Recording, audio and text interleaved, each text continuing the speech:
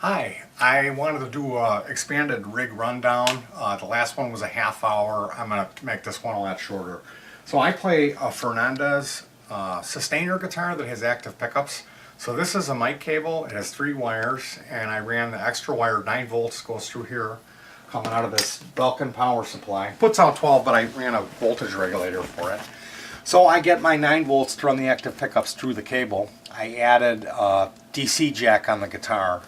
That mod there. So the first pedal is a charge pumped fuzz face with germanium transistors, so it's still PNP, but it'll run off the regular power supply.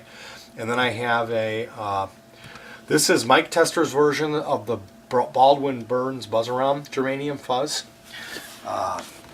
Morley wah going into a Dynacomp compressor into a Crybaby that's modded as a fixie wah, or it has a mode for like you know, this is like a blinky LED, so a pulse wah, that's what they call it. Going into an old CE2, and then I have a modded, this is a Dodd 250 that has either diode clippers or LED, and I really like that LED mode. Vic Audio Blackbird Overdrive, and a modded Fox tone machine. I put bigger capacitors in it with switchable capacitors. It's really harsh stock, so those capacitor mods help to mellow it out quite a bit. This is a modded Dan Electro. It's got the tinfoil mod, a little tinfoil on top of where the LEDs sit around the light sensor. Gives you a little bit broader sweep. And then this control here is for like the intensity. That's a mod too. This is an ugly face with no LFO. Really cool, weird pedal. Germanium Fuzz Factory. Clarinet, excellent little thing. This is my own custom design fuzz, 3 stages. There's a booster going into 2 transistor with the first clipping stage is an orange LED, like a 3mm, and the second one is a germanium diode. Stock Electric Mistress. This is a gristleizer. This is a really cool pedal. It's got VCA and VCF switchable, and this is an old joystick housing. So I have it going out of here into this other pedal board. There's 2 Devi Evers. I got these from doing demos. Check out the last Fuzz on Earth. That's a pretty cool demo I did. And then on her homepage, the US Fuzz demo is cool too. Vic Audio Lucky 13. I did a demo for this pedal. That's an excellent modern silicone fuzz. This is a modded Digitech PDS 2000. This is a 2-second delay thanks to Pink Jimmy Photon.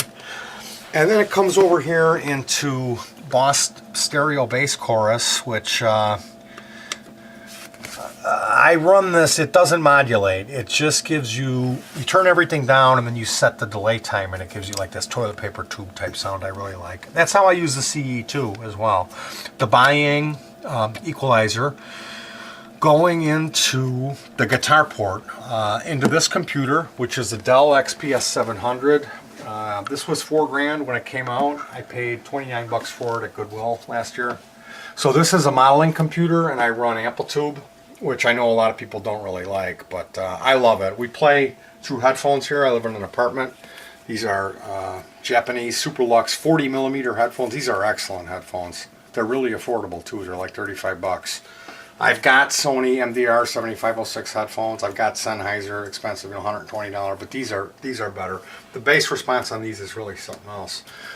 So coming out of the modeling software, I think it goes, yeah, it goes into this Line 6 delay modeler, which I use for reverse echo. And the delay time I can control the delay time with this one here. Yeah, well, anyway, coming out of there, going into this stereo compressor gate, an old DBX, and then feeds over to the mixing board and then to a headphone amp, because I have a family band. We use a drum machine.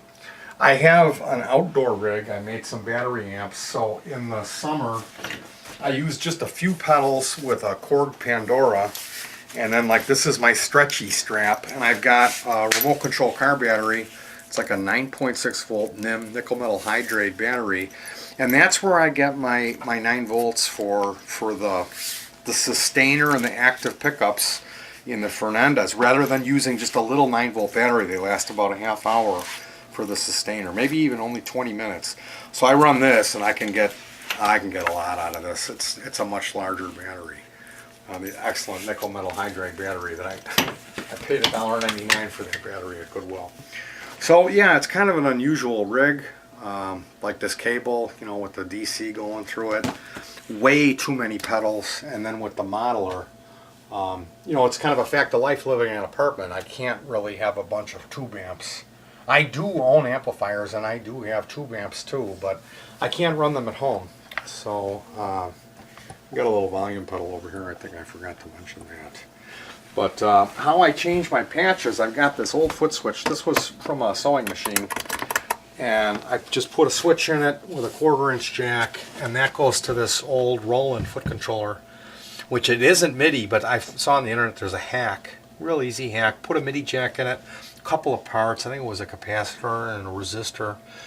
So then, yeah, well, this is a, I garbage picked this. It's a MIDI interface, and that the MIDI comes out of here, goes into here, and then the interface goes USB back to the computer. So what that enables me to do is, instead of having to reach over here and use this mouse pad to change patches on Amplitube, I can just take my foot and I don't know if you can see here, I'm changing patches on the computer with the foot switch. So what I did was I made, you know, patches for each one of our, we have 50 original songs right now, close to 50.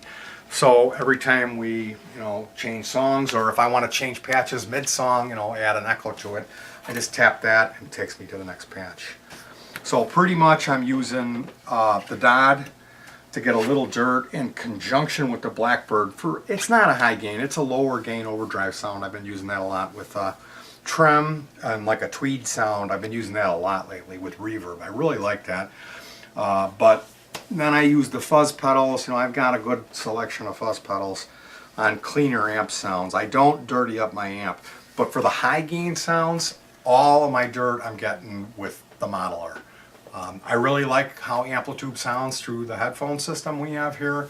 I know it's not a popular opinion, and I'm sure that the original amp, or like a Mesa Boogie with a bunch of speakers, would sound a lot better than this. But if I didn't use Amplitube and I went straight into the board, it wouldn't sound good at all. So I absolutely love the modeling. It's come a long way from what it was, and this is my rig. It'll probably won't be the last one. I change up a lot, but I wanted to document this. So thank you for tuning in and checking it out. I'd love to hear your comments on what you think about what I got going on here. Didn't spend a real lot of money. I spent some time, you know, but I love doing this. Anything having to do with guitars and music technology really floats my boat. So thank you to all my subscribers. And if you're not subscribed, why not? Check it out. I got some cool stuff coming up. Cool pedal demos, live music stuff, more DIY ridiculousness. And so peace, and keep on hacking.